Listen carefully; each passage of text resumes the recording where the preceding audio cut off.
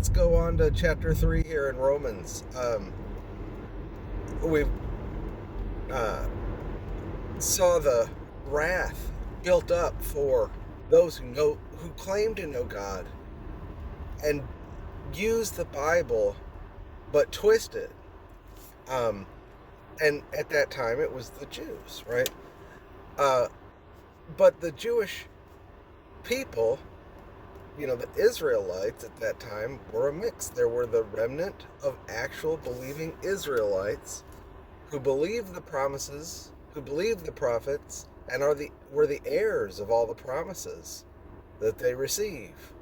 And that nation has a remnant of believers while it's grafted in. So Israel was a branch in God's administration for the furthering of his purpose in the earth and spreading the gospel through its witness of the whole sacrificial system and the feasts and everything they did marked them out as a strange people, so that everywhere they went, people had questions. What are you doing?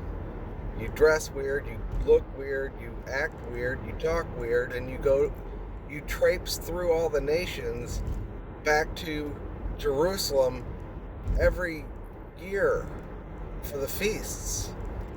So there's a parade every year through the nations of all these strange people. And ostensibly the reason that they're doing it and the answers that they would have given if they believed the prophets would have been the gospel. Well, we do this thing because we know that sin has to be dealt with. And there's one coming. And there's a better hope coming. What we do now is burdensome and laborious, but we expect a reformation. A restoration of all things. And we expect a kingdom and a king. No, we haven't entered into what has been promised to us. We're waiting. That's the testimony of those who would have believed the prophets. Those who did not believe the prophets boasted in the law. Well, we're Jews. We're going up to the feast because we are righteous. And you're not allowed to go to the feast because you haven't gotten circumcised. And you don't keep all the laws, and you're unkosher, and actually I'm not even going to talk to you, you filthy dog. So there's two kinds of, Jewish people. There's the type represented by David, "Oh, cleanse me with hyssop, and I shall be clean." And who longed for the presence and longed for the deliverance and blessed are those who put their trust in the Son of God. He knew about the seed of David, of course his own seed, and in the Psalms he talks about trusting Christ, and looked forward to him. And the prophets, according to Peter,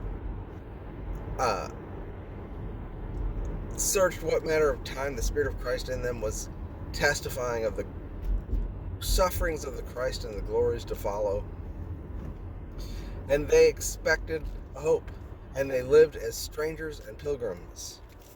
And when they went to the feast, it wasn't a show of their righteousness, it was a show of what they longed for, which was the deliverance from sin. And that's why when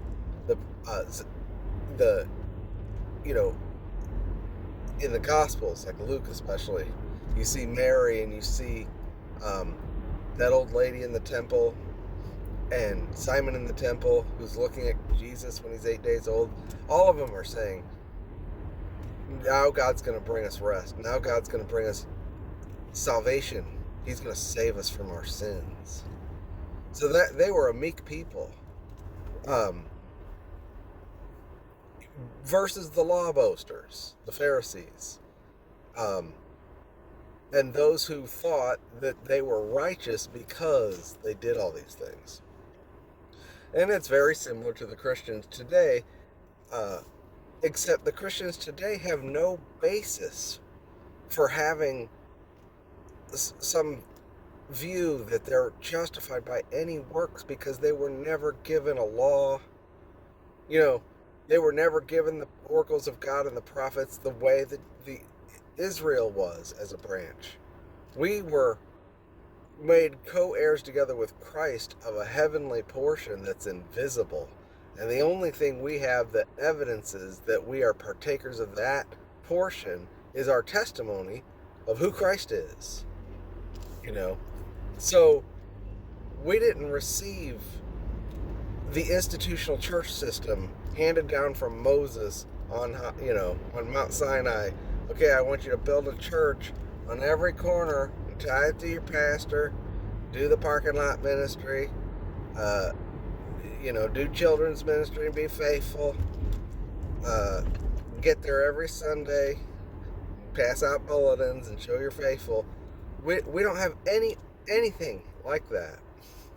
Whereas the Jewish people, what they received was glorious. So he's saying here, okay, yes, those who boast in the righteousness that they think they're finding in the law are reserving wrath for themselves. But do they have any advantage for being Jewish then? If they can't boast in all that stuff that they've been given, which was glorious, then what is the advantage? Okay, well, the Christians don't even have anything glorious to boast in, and yet somehow they managed to do it.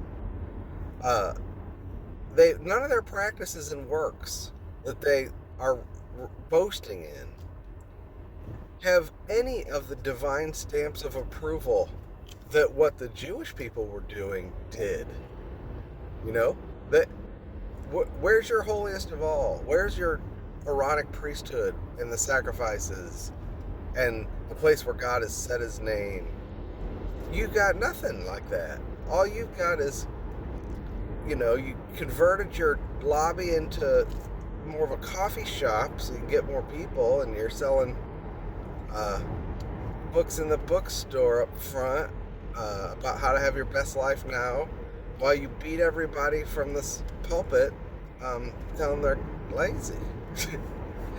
You can't find any of that in the scripture, but everything the Jews were doing seems scriptural, and yet it's all dung if they're trusting in it for their righteousness, which is what Paul rebuked in chapter 2.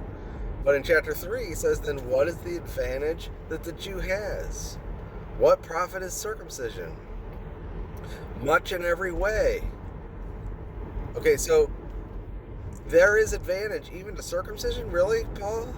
You said circumcision doesn't mean anything in Galatians, but a new creature. Well, circumcision identified you as one of the people of God's branch, his earthly administration. And that meant you belonged to a group of people that had received the oracles of God. Right? So what is the advantage? Well, because unto them were committed the oracles of God. That's a big deal. Again, everything they received that they were acting on, even though many of them that were acting on it were deceived and thought that that was their righteousness, which made them repugnant and caused the Gentiles to blaspheme. At least what they had received was of God. It's the oracles of God. All the prophets were from them. All the covenants were from them. The church has the apostles and the mystery of Christ, which is hidden and invisible until they declared it. And the apostles were the offscourge of the world. They were not glorious in their day. They were persecuted and viewed as vagabonds. Paul said, we're like a circus show. It's like we're put on display like a circus act to men and angels. Whereas everything in the Old Testament associated with the oracles of God is glorious in an earthly and outward way, where even like the Queen of Sheba came to see the wisdom of Solomon and all the glory and all the riches of Israel. There was a visually discernible blessing. Whereas what we have is heavenly and hidden. And if you don't know the mystery of Christ, you don't know what we have. That's why, when you think somebody knows grace and they start railing and persecuting the saints, and what they show is what they don't understand the doctrine of Christ, and they don't understand hidden things. They can only see what they're doing as any evidence that they're associated with Christ, because they don't believe. They have a form of godliness but deny the power. But with the Jewish people, they had this background, and it was an advantage to them to be blessed and have the oracles of God. If you love the Word of God, you are blessed to be one of the people to whom God had committed it. The oracles of God. I love that word. But what if some did not believe? Shall their unbelief make the faith of God without effect? God forbid. Yes, let God be true and every man a liar, that you may be justified in your sayings. That's God, be justified, and that you may overcome when you were judged. Now, who's he talking about? Who's being judged? God. What we see in chapter 3 is interesting. It's the establishment of a doctrine of righteousness that has nothing to do with your righteousness. It has nothing to do with an accusation necessarily against you, nor is you being conferred with the righteousness of God, which is Christ. You being justified doesn't vindicate you in the eyes of men and angels. It's not justification before men. Men aren't going to believe you're righteous. It's interesting. All the people who talk about justification before men are always people who never believe anybody's righteous. They're always using it as an accusation. But anyway, this is talking about the righteousness of God, being God himself being justified in his sayings, and even overcoming when he's judged. And it'll conclude with chapter 3 ends up saying that the righteousness of God is manifested apart from law, though witnessed by the law, which is Christ himself. As the answer to the accusation, who are you to justify sinners? How can you justify sinners and be righteous? It's that God may be just and the justifier of sinners. That's his righteousness being put on display. But here it starts with this idea that God is being justified and being judged and being vindicated and overcoming. The unbelief of man does not make the faith of God without effect. God forbid. Let God be true and every man a liar. God is the one being vindicated here, that you might be justified in your sayings and might overcome when you are judged. But if our unrighteousness commends the righteousness of God, what shall we say? Is God unrighteous who judges or takes vengeance? God forbid, for then how would God judge the world? If he was unrighteous to judge, he wouldn't do it. But if the truth of God has abounded more through my lie unto his glory, why am I yet called a sinner, or judged as a sinner? And not, as we are slanderously reported, and some affirm we say, let us do evil, that good may come. Their condemnation is just. Okay, these people who accuse us because we teach grace, they accuse us of saying we can do evil and good will come, as if we're literally teaching people how to sin.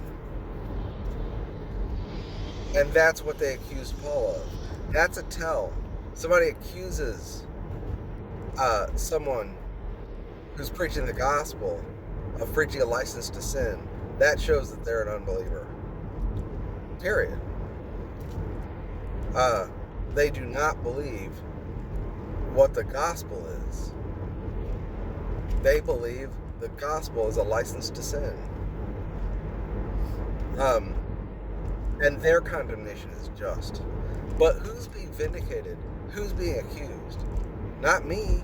Even though they do the videos about us with the channels, they're not judging us. They're judging God. They're judging his method of justifying sinners. They hate it. They may have claimed to be grace or free grace or sovereign grace or whatever, but once they start doing that, they reveal who they really are. And there's a lot of people who've crept into the sheepfold who are thieves and robbers, and they've come in by another way, and they've convinced everybody because of how zealous they are and how busy they are that they're believers. And since they fight against the people that you also like to see people fight against, you listen to them. But all along you knew something was wrong because of the way they treat people and the way they talk to people, about people. Well, now they're revealing themselves as the light gets clearer on what the true gospel is and all the details are defined. And there's such a clear distinction between what is true and what is false, with good definitions.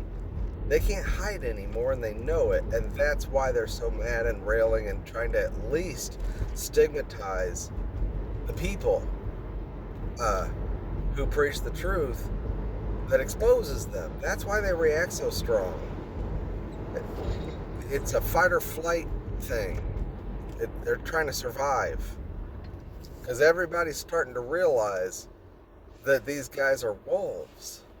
And it's not because anybody has attacked them personally, it's because people are growing in the knowledge of the truth. And so they start slandering and saying that we teach, let us do evil that good may come. Okay, so on the one hand, Paul's saying, no, we are not teaching a license to sin as we are accused. And God is not unrighteous to judge the world, even though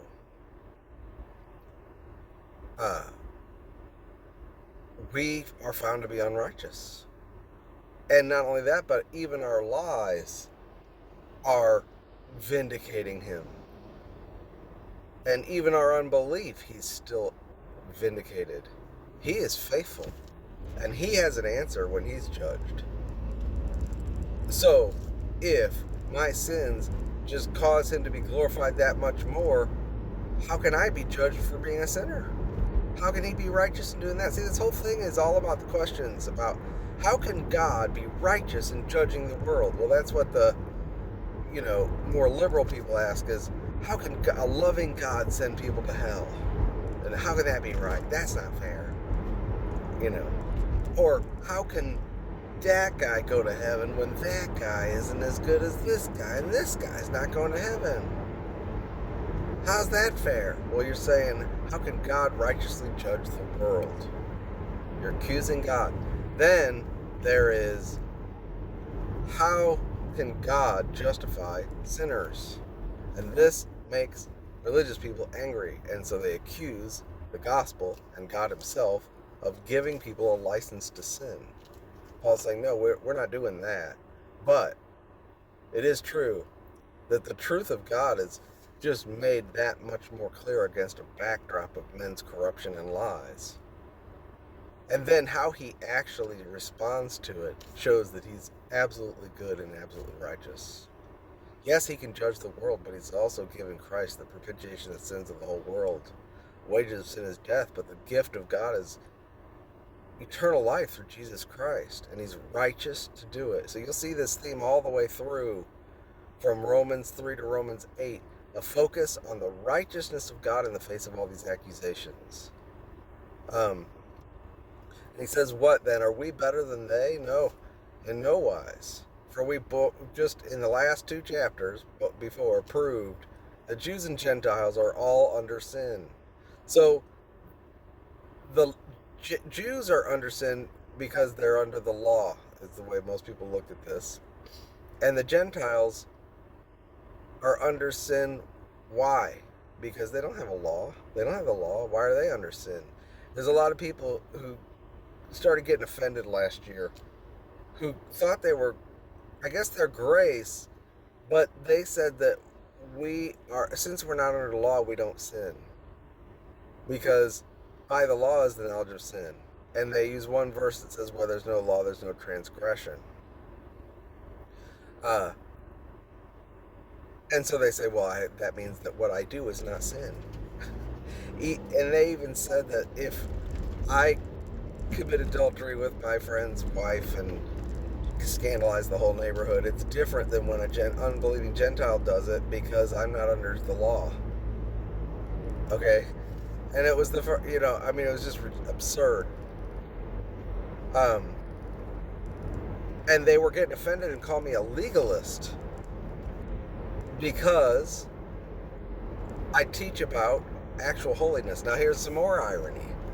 We are castigated by people like Jack Smack and Ralph Yankee Arnold and everybody else, but those are the two more recent ones, I guess. And this Toronto Bible nut job, we are castigated for supposedly teaching everybody license to sin and being lawless and everything. Where is their teaching on sanctification and holiness, renewal, washing, edification, putting on the new man, our death with Christ and our union with him? Where is their teaching on this? Where is their actual teaching on the discipline of God? If you go to my database now, there's 2,600 teachings in there. You click on Christ is our sanctification category, and you'll find something like 8 or 9 topics, each with hundreds of videos and outlines specifically dealing with how is sanctification actually enjoyed by the believer, and what does it really mean? And it includes all the teachings on washing and renewal and inward edification and enjoying Christ, and Christ is our satisfaction, and where actual holiness comes from, the fragrance of Christ, based on the treasure in the earthen vessel. They have no such thing. They want to accuse us of looking for a license to sin and teaching, just absolute lawlessness, giving out the license.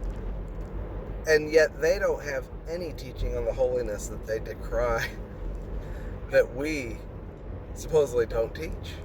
And yet I've got way more teaching than these guys do on the very topics they accuse us of.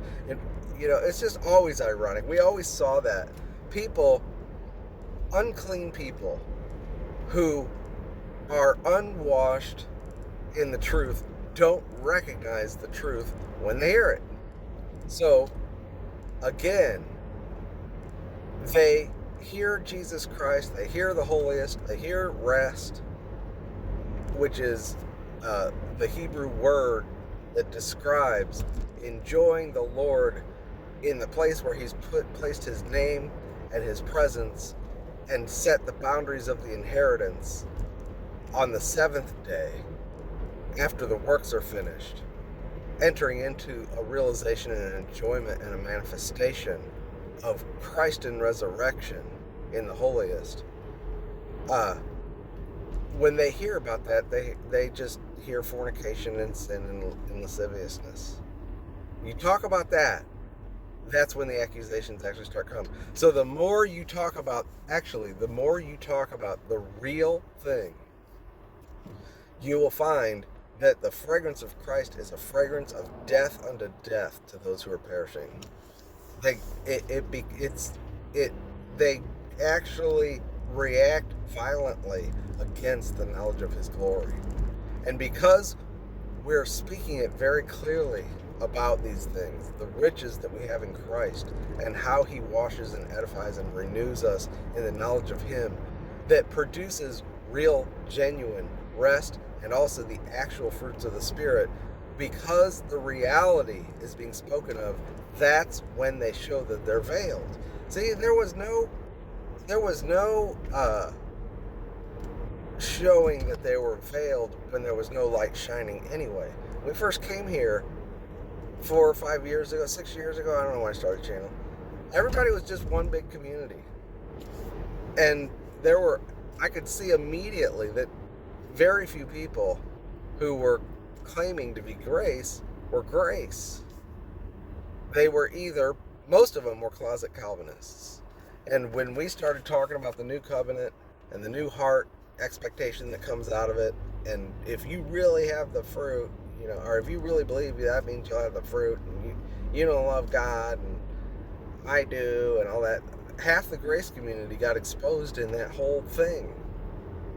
And then they said, we were all fine until David Benjamin came and he's divisive and a sower of division. No, we just started clarifying the truth. What is a backloaded works gospel? What is the danger of Calvinism and the redefinition of faith? Once we started clarifying that, people started getting exposed. We started teaching about Jezebel. What is Jezebel and how does she work? And what is that spirit, that unclean sensual spirit? Well, all the dreamers got exposed. And that David Benjamin, he's a sower of division. We were all dwelling in unity and peace and love until he came along, hateful, dark, evil, Nephilim. I had a dream about it. Had all those channels having dreams about me. Well, we just kept going. When we started talking about sanctification, Christ is our sanctification, not just our righteousness. I don't know, I believe the gospel. And what is the definition of faith? Well, then we started talking about how is actual sanctification worked out. It turns out it's not just a patchwork of works. As you incrementally law keep your way into a imitation of Jesus, but it's Christ in you, the hope of glory, actually experienced as renewal and washing as you enjoy him in rest. Well, that really ticked off a lot of people. And they're the ones who started looking, you're looking for a license to sin, and you're just, that's when really the accusations started ramping up, and that we teach a license to sin. Well, then we just finished it off with, okay, and by the way, service and reward is not what you think, because service is a matter of enjoying Christ as the feast. And reward is the participation itself in that enjoyment now and in the age to come. And there is no carrot and stick anymore, where I do things because I'm afraid if I don't, I'll get punished, or I hope that if I do, I'll get a big fancy mansion. I'm too satisfied with what I have now to worry about what I might get then. So that's not what's motivating me, and I'm not afraid God's punishing me. If I was, I wouldn't be enjoying the rest in his presence. If I thought he was mad at me, I wouldn't come near, but I come forward boldly by the faith in the blood. Oh, that makes him mad.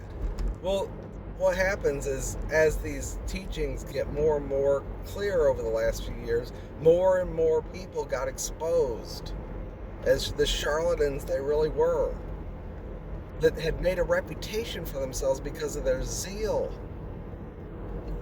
Okay, and this is judgment beginning in the house of God. This has nothing to do with David Benjamin and Greg Jackson and Nolan Wheaton and Colleen and Chuck Yu and Eva and Petra and sniffing the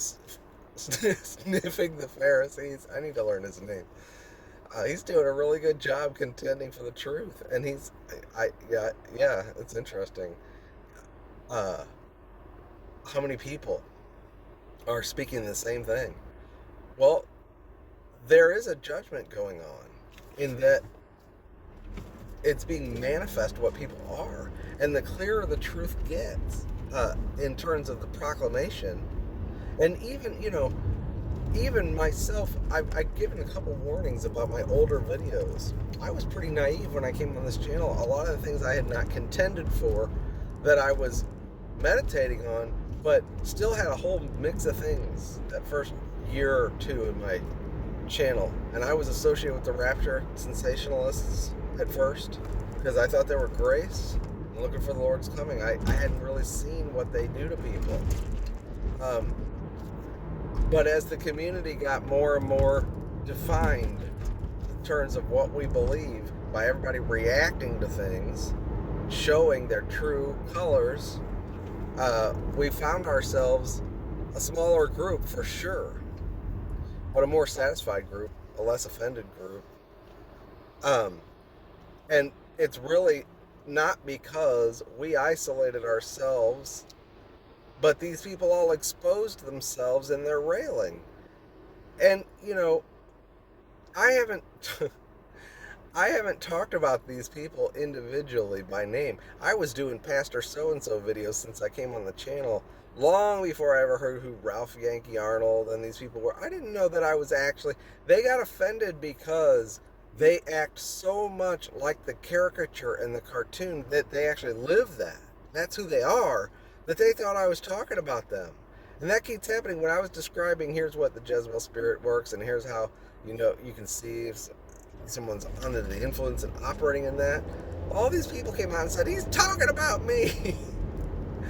Like, if you would just be a little smarter, you wouldn't have to expose yourself so fully. You could continue operating in your little deceptions, But they just come out and say he's talking about me.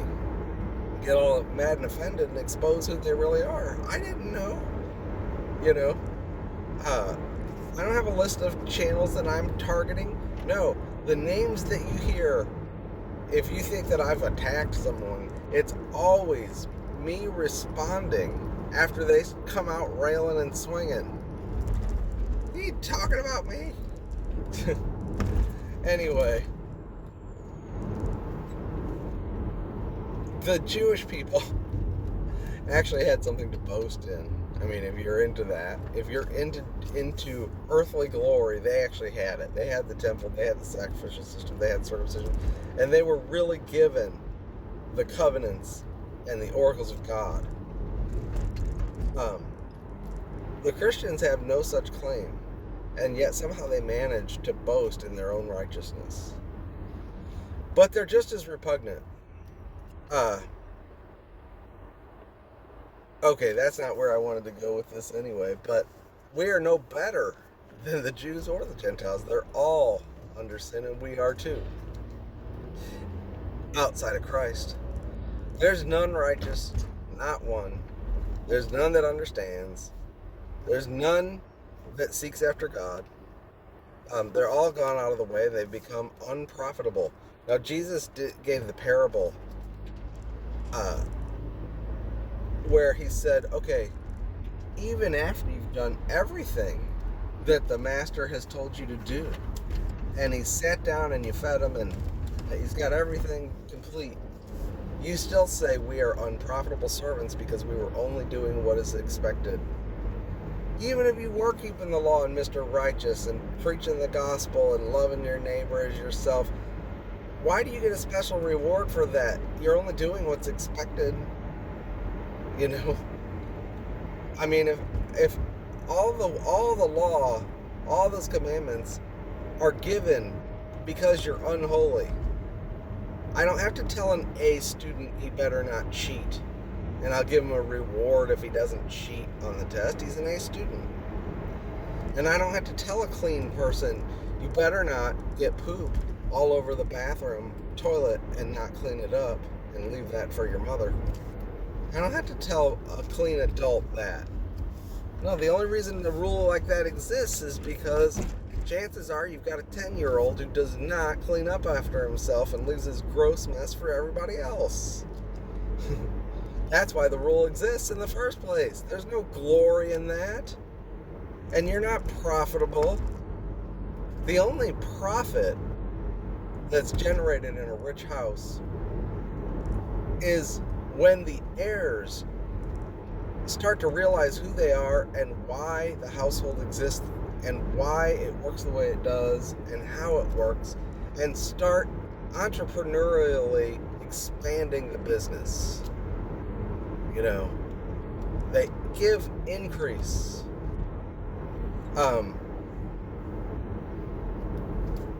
That's profitable. And that comes from enjoying what you have. not working for what you think you don't have because you're afraid you're going to be put out or never get in, that's a slave. That mentality is not profitable at all. So everybody's unprofitable who's not enjoying Christ. But they also don't seek God. This is the human condition of men in the flesh. They're all under sin. Now, to be under sin doesn't mean that you're under law, just because law tells us what sin. Law makes it clear what the sin is, but you were sinning before law came. Just like sin was in the world until the law came, the whole world was under sin. There was no law. It wasn't called transgression. It wasn't itemized to say, well, you did this and that's wrong because this says that and this says that. But everybody was still sinning, and God repented that he made them, because every imagination of their heart was evil continually. Well, how could he say that? The law hadn't been given yet. How could he say it was evil? Well, just because the law defines everything and shows us what the sin is doesn't mean that the sin wasn't there. The cancer diagnosis comes after you have cancer. You've already got cancer. You don't get cancer because the diagnosis came. So men were under sin, whether under law or not under law. The law just makes it that much more sinful because it's a magnifying glass to show you how bad it really is. That's why you see Abraham and Isaac and Jacob and his 12 sons sinning, but you don't see the grief and the remorse documented the way David sinned and grieved in the Psalms. Where did that grieving come from? Well, it was the law that produced it, because it put a magnifying glass on his sin to show him how sinful it really was. That's all the law is good at doing. And God's intention wasn't people living there forever. He had something better in mind. He brought Christ, who actually brings cleansing of the conscience and brings you into the enjoyment of the fellowship. That's what David did not necessarily have. He could appreciate through the word and some taste of the Spirit sometimes the descriptions of God's glory. But we've been brought into the holiest. And we actually have the person of Jesus Christ who transmits that glory to us and washes us with it. He's girded with a towel and he washes us in the knowledge of him. That water actually that comes flowing out of the throne of God and of the Lamb actually has the power to renew and wash us. And when we talk about that, we're accused of giving a license to sin because they don't recognize true holiness. They don't believe in holiness. They only believe in the law. These people, by the way, who go on and on and on about our teaching in 1 John 1:9 that confessing sins is not a practice that for a believer to maintain fellowship with God and stay in the light and not be in darkness, these people never confess their sins, I guarantee you. Because they lie continually. But, anyway, it's hard not to respond right now. There's so much.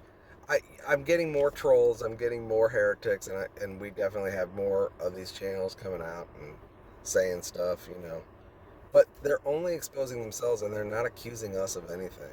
They're accusing God. They do not agree with God's method of justification. They do not agree that Christ is our sanctification. And they hate the fact that Christ is our reward. You know why? Because they hate him. They hate him. And you'll want to know how I know they hate him? Because of the horrible things they say about him. They say he's a hard taskmaster. In Malachi, he says, "You've spoken stout words against me." And they said, "How have we spoken stout words against you?" He said, "You say it's a mournful thing to keep the feast and to serve me. And then you complain because supposedly I'm blessing the wicked while you suffer." And that's basically how the religious person talks, No, if you want to serve God, it's hard and it sucks. And it's going to hurt. And you're not doing it right if you're not suffering. and you're not miserable like me. And then they bemoan the people who God is blessing and say they're wicked. He never does anything for me, for the righteous. A lot of people do that. But when they say we're giving out a license to sin, what they're saying is that God is blessing wicked people, and they're complaining about it. So they're speaking stout words against him. Well, they're the murmurers and complainers that Jude talks about, who turned the grace of God into lasciviousness. See, they will say that means that you're saying you can practice lasciviousness, and then you're calling that grace. No, you just, by saying that, turn the grace of God into lasciviousness. You're twisting it. If you look at Jude, those people who do that have taken the way of Cain, which means they hate Abel because he's justified by faith and he's righteous. They're murderers. They hate the gospel and they are antichrist and they reject Christ. That's what 1 John tells us about those who take the way of Cain. They walk in darkness and hate the brethren and refuse to recognize them by their testimony. And that's who Jude says are turning the grace of God into lasciviousness. It's not some sinner out there having orgies, which is in communion, which is a lie that the Calvinists made up about who Jude was talking about. No, it's them that twist the words and bring railing accusations against dignities, which is God himself, and holy things and saints. And they're murmurers and complainers. And they're the people that Enoch spoke of as the ungodly, that spoke all these hard, ungodly speeches against God. That vengeance was coming. And Paul mentions it too in Thessalonians when he says that there's a day coming when Christ is going to be revealed in fire, taking vengeance on those who do not obey the truth. He's not talking about the world in general there. He's talking about religious people who reject the truth. He's alluding to Enoch's words, which is about the ungodly who speak hard speeches against God himself and make these accusations and reframe his character. Okay, these are the accusations that God is vindicated from in Romans 3. So when you talk about Romans and you're talking about righteousness, please remember that the emphasis is not our righteousness. Our righteousness is not being commended. It's the righteousness of God in judging and in vindicating himself as he justifies sinners. All right, I'm really having a hard time speaking this morning. We had water damage in our house, and we're turning our whole basement upside down to redo all the floors. On top of the fact that I have gigs, because it's the Christmas season, I've got holiday events almost, plus weddings. It's a very busy wedding season. I've got 4 or 5 a week until Christmas. And it's great because I can put all that money away for the slow season. But I'm exhausted. And I wanted to speak and be edified, but I can barely hold my thoughts together. My ADD is really bad when I'm like this. So I apologize. At the same time, a lot of times when I do a message like this and I think it was awful, people go, oh, that was one of the better messages. So I'm just going to let it go. All right, see you.